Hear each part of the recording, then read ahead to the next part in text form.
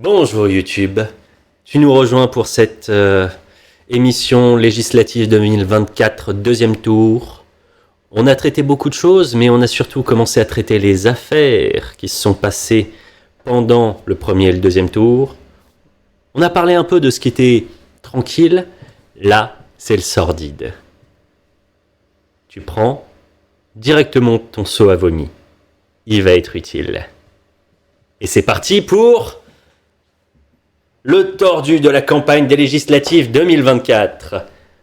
On a quelque chose qui est dans le méchant, mais j'appelle ça de la technique.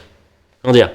C'est une petite manœuvre politique qui peut être efficace, qui est, honnêtement, si le mec réussit, il a mérité sa place.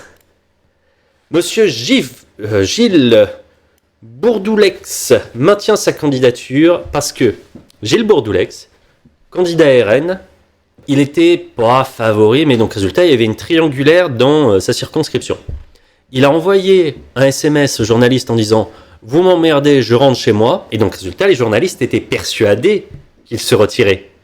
Et donc la candidate LFI s'est maintenue, et le candidat République En Marche s'est maintenu. Et à 17h mardi soir, une heure avant la limite des inscriptions, il y a le suppléant qui est allé à la préfecture et qui a fait « Allez, on se maintient aussi ».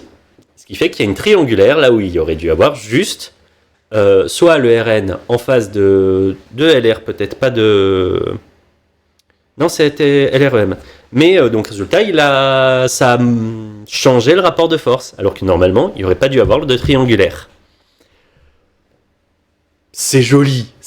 Honnêtement, sans parler de morale, de quoi que ce soit, juste en termes de technique, c'est un joli coup dans les parties. C'est assez... C'est pas propre. Mais sur un malentendu, ça peut marcher. Ensuite, nous avons parlé un peu tout à l'heure de... On a dit tout à l'heure que Aurore Berger était en mode ni LFI ni RN. Il y en a d'autres qui ont fait ça.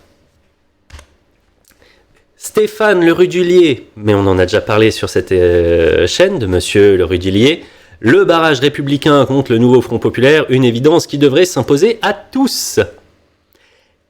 Et c'est pas le seul aux Républicains, puisque... enfin, à l'UMP, on va dire. Voilà. C'est pas le seul dans le parti qui a fait ça, puisque en début de semaine, François-Xavier Bellamy déclarait « Le plus grand danger pour notre pays aujourd'hui, c'est l'extrême gauche ». Comme quoi, le barrage, c'est pas pour LR.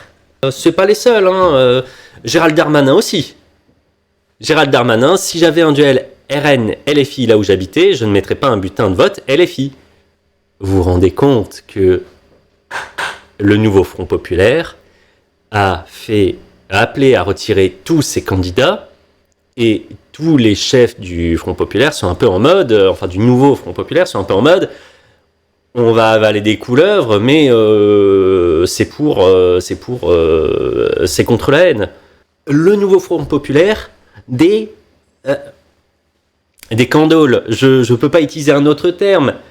Ils sont en mode non, il faut qu'on appelle à voter la République En Marche de temps en temps parce que il faut faire face à la haine. Et au centre, ils sont en mode ouais, quand même, ils nous emmerdent bien les gauchos, alors que bon, de l'autre côté, Darmanin qui leur a piqué des idées. Putain, par contre, j'avais pas fait attention. Darmanin, il s'est fait un cosplay Trump. Il est orange. Vous voyez, face à Apolline de Malherbe, mais il a un peu abusé de l'autobronzant. Et encore Darmanin, il va bientôt changer de... Enfin voilà, c'est pas non plus le summum du truc. Hein. Gabriel Attal qui a déclaré « Il n'y aura jamais d'alliance avec la France insoumise ». Dans la semaine, ils ont quand même parlé de faire une coalition de LFI jusqu'à LR pour arriver à gouverner. Histoire d'être majoritaire face au Rassemblement National. Vous la voyez, la gueule de la coalition ?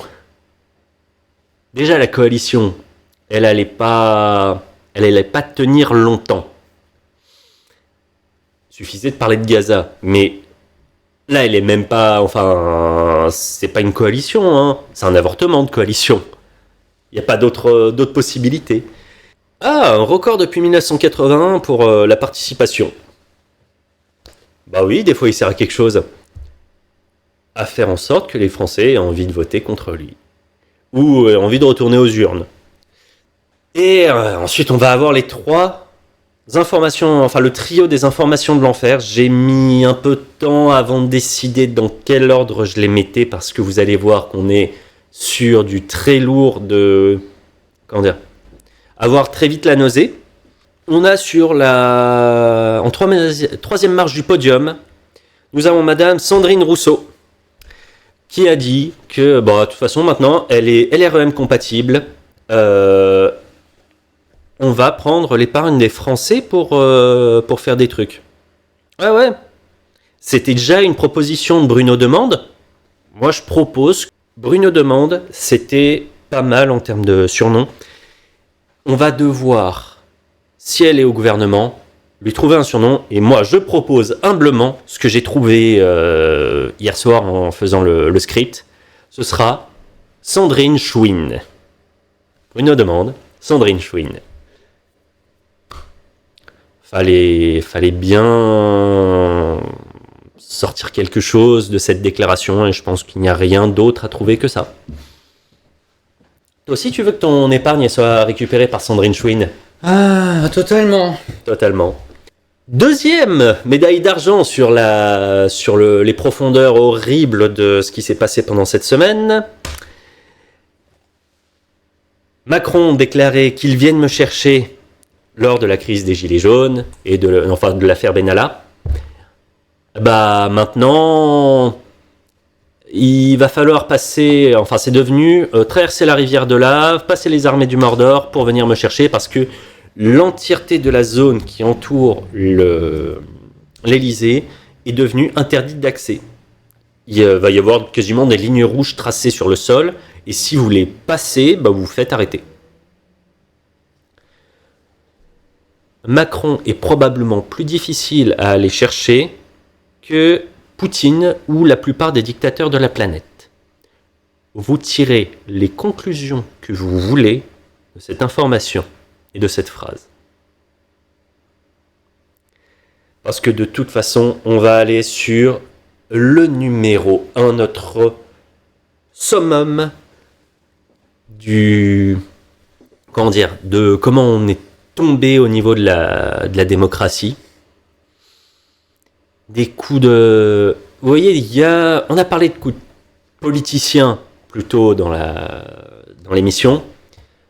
Là, on est sur ce qu'un de mes contacts Twitter a qualifié, et contact Twitter doctorant en constitutionnalité, a appelé le 6 février 34 du camp du bien. Les antifas de Paris ont appelé à faire une manifestation devant l'Assemblée nationale ce soir à 20h. Le 6 février 1934, c'était la manifestation des ligues d'extrême droite où effectivement ils ont failli prendre l'Assemblée nationale. Et ils se sont arrêtés avant parce que François de la Roque, le chef des Croix de Feu, a dit « Nous n'irons pas passer le... » Et il y avait juste un cordon de CRS et des milliers de manifestants en face. Et François de la Roque a fait « Nous n'irons pas ». Je ne donne pas aux antifas la même hauteur d'esprit et la hauteur de vue de François de la Roque. Et juste pour finir sur cette petite information, en 1934, c'est l'extrême droite qui a failli prendre l'Assemblée nationale par la force, enfin qui aurait pu. Par contre, 2 ans plus tard, c'est le Front populaire qui passait. Si jamais l'histoire se répète, c'est qui prend le pouvoir en 2027 ? C'est sur cette information que nous allons conclure cette partie de vidéo. Nous avons vraiment touché le fond de la campagne, si je puis dire. On peut probablement pas trouver d'informations qui soient plus dérangeantes, plus malsaines que ça. Si ça t'a plu, c'est très étrange. Si par contre le fait que tu aies appris des choses, ça t'a plu, bah tu n'hésites pas à partager, tu n'hésites pas à liker, tu n'hésites pas à commander, tu n'hésites pas à dire à tes amis de venir rejoindre la faction. Et on se retrouve très bientôt pour la suite de cette émission pour nous. Bonjour toi. Mais Et donc 2 jours plus tard pour toi, on parlera de Gaza. Allez, parce que ça fait longtemps qu'on n'en a pas parlé. Salut YouTube, reste factieux et à très vite.